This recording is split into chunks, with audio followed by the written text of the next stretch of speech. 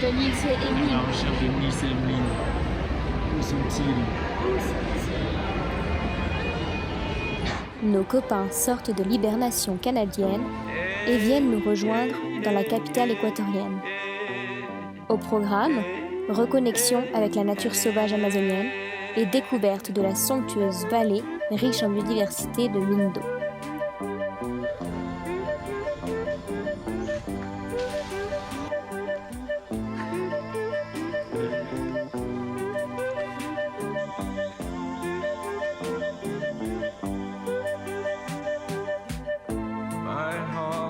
My heart is full of love. I am nothing else. My heart is full of Faux départ pour Emeline.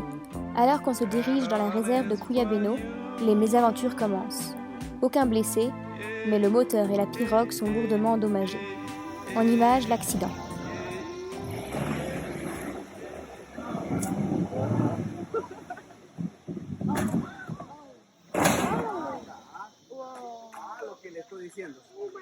En direction du lodge, on essaye de faire abstraction qu'en cas d'accident, les secours sont bien loin.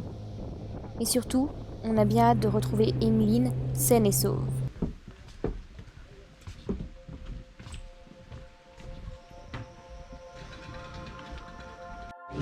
Elle est là. Bien soulagée et l'équipe recomposée, l'exploration de notre nouvel habitat peut continuer en toute sérénité. Bienvenida a la reserva de Cuyabeno.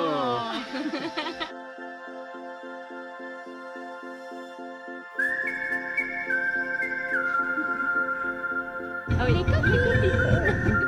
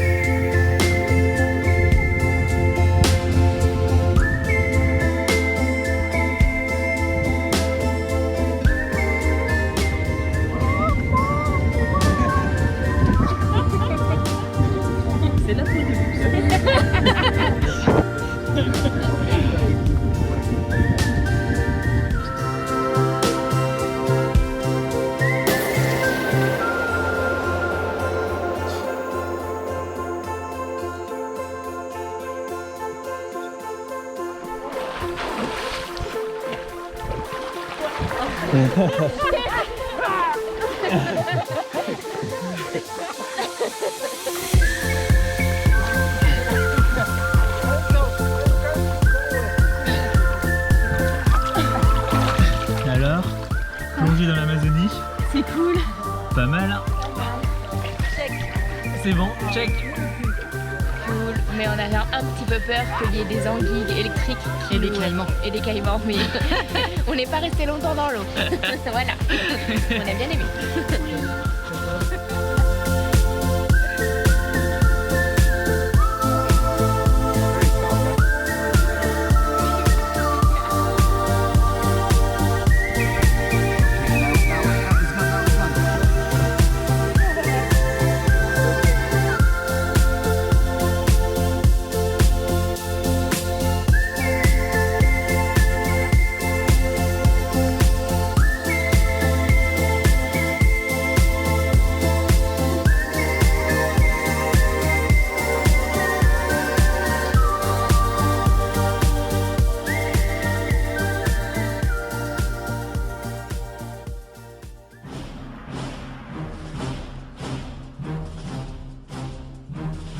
Moi, c'est Bavé. J'ai survécu au crachin breton et au moustique canadien. Et aujourd'hui, je suis au cœur d'une région sauvage et reculée pour en apprendre plus sur les techniques de survie en Amazonie.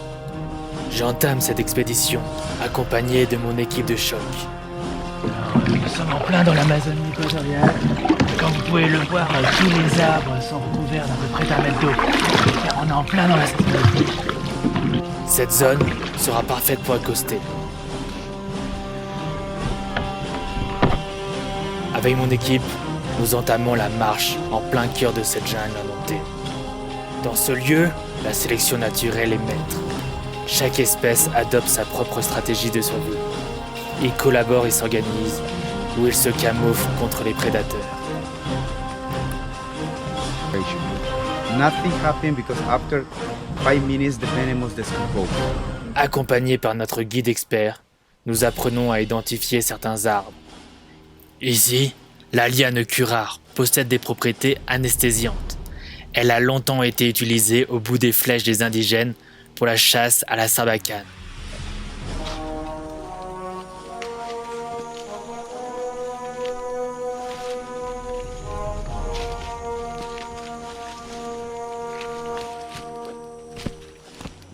Actually, the temporary fruit.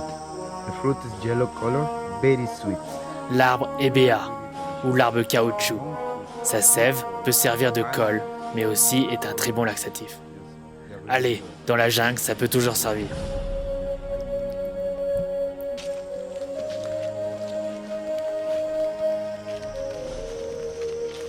Tiens, notre guide identifie une porte surprenante. Mais qu'est-ce qu'il peut bien y avoir derrière? Un peu plus loin, on repère des traces d'animaux.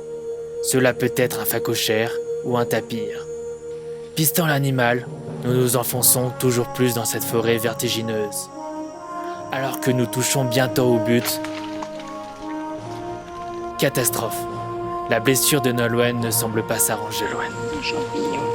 Aïe, de champignons. C'est quoi? Il s'appelle champignon sucré. You see the bird? Et demain? Normalement, le chaman, il va me le supprimer. La décision est prise. On s'enfonce à bord de notre pirogue dans une des tribus les plus reculées d'Amazonie. C'est notre seule chance de sauver Nolwenn.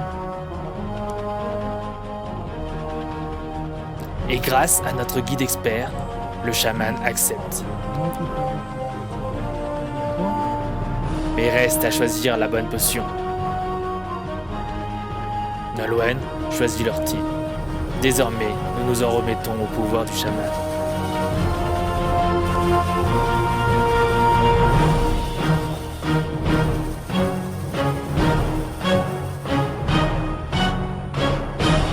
Victoire! Le chaman nous indique qu'elle a fait le bon choix et qu'elle est sauvée.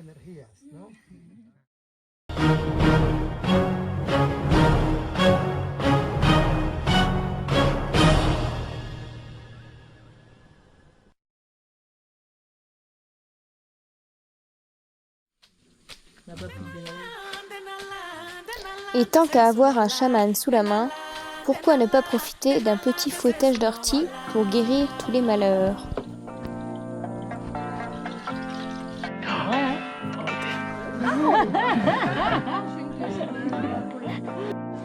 La tribu que nous visitons est celle de notre guide.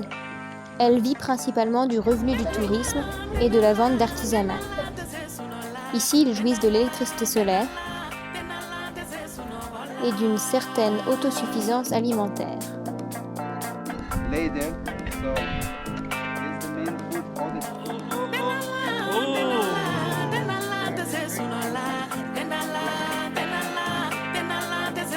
On a même droit à un petit atelier cuisine.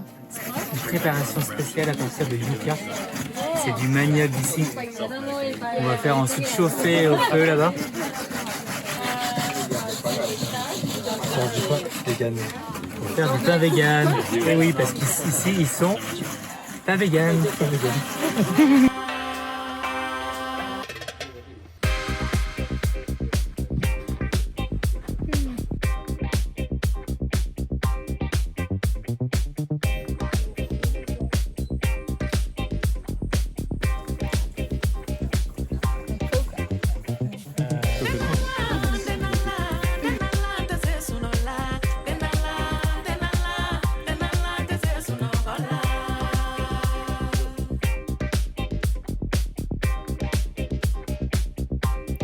délicieux ce petit pain de yucca.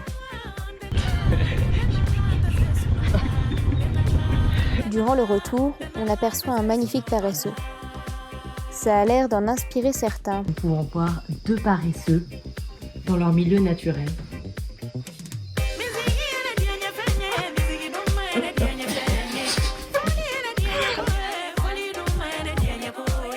On profite à fond de notre rituel bain quotidien, car c'est déjà l'avant-dernière journée dans l'Amazonie.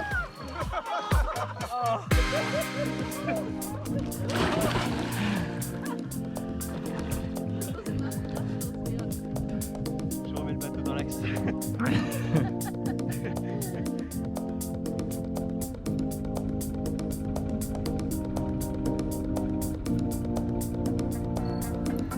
Pour terminer ce séjour en beauté, une petite pêche au piranha. Oh non. Nils, pêcheur d'un jour, tente sa chance.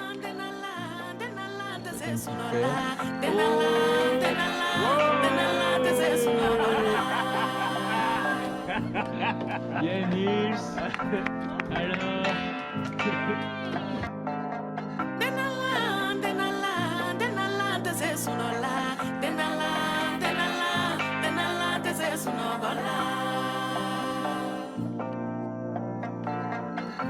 Il ne tente quand même pas l'huizou, mais pour un premier poisson, un piranha, c'est la classe. Allez, il est temps de reprendre la route.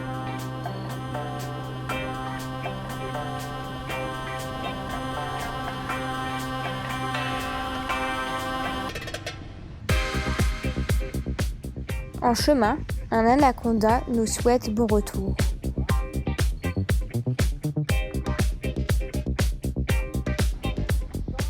On retrouve le lieu de l'accident avec 1,50 m d'eau en moins.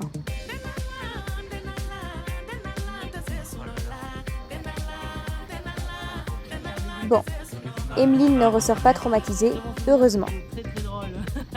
Il est temps d'adoucir un petit peu le voyage.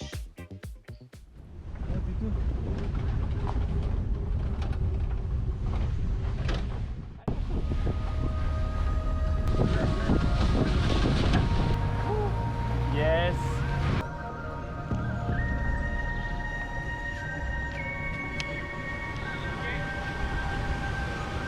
Bienvenue là.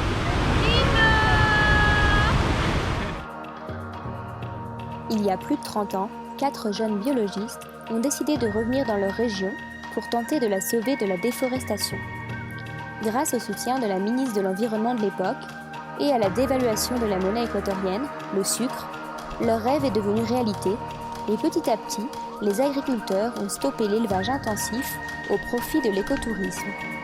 Les champs d'autrefois sont maintenant de belles forêts touffues, abritant plus de 550 espèces d'oiseaux.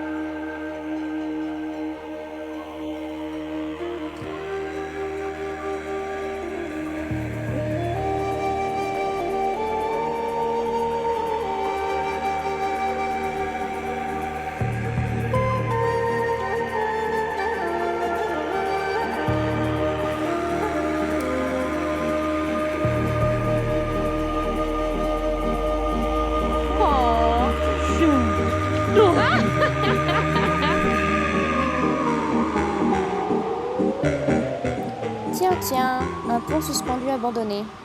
Ce ne serait pas le moment de se tenter une petite connerie ?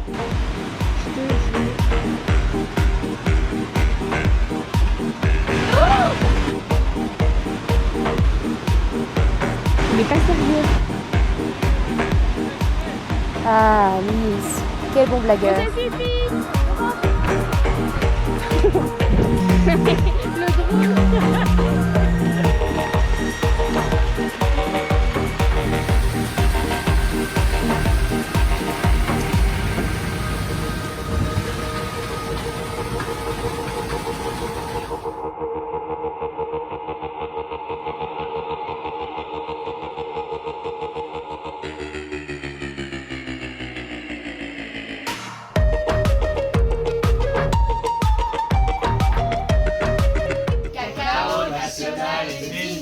Le cacaoyer est originaire des régions tropicales d'Amérique du Sud et l'Équateur fait partie des plus grands producteurs mondiaux. C'est l'occasion unique pour mieux comprendre son processus de fabrication.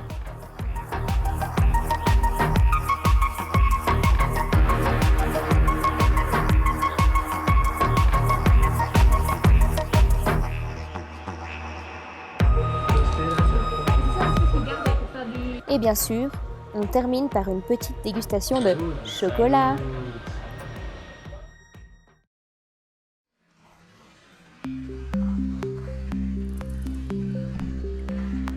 Parmi les objectifs de réhabilitation d'espèces menacées, Mindo possède 3 fermes de papillons. On termine ce séjour avec les copains en visitant la ferme Mariposario, une serre qui abrite 1200 papillons de 25 espèces différentes, de toutes tailles et couleurs, dont plusieurs sont en voie d'extinction.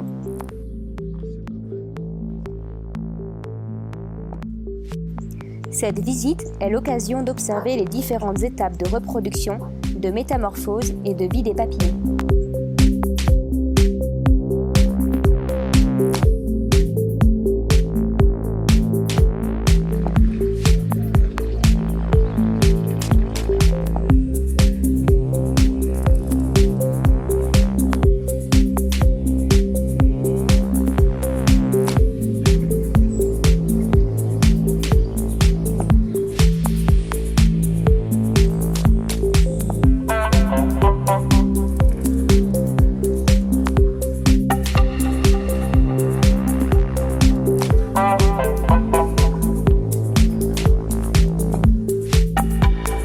Quel bonheur d'avoir partagé des moments de voyage avec Nils et Emeline. Cette petite parenthèse avec les copains nous a permis de refaire le plein d'énergie pour poursuivre notre voyage en direction du volcan Cotopaxi.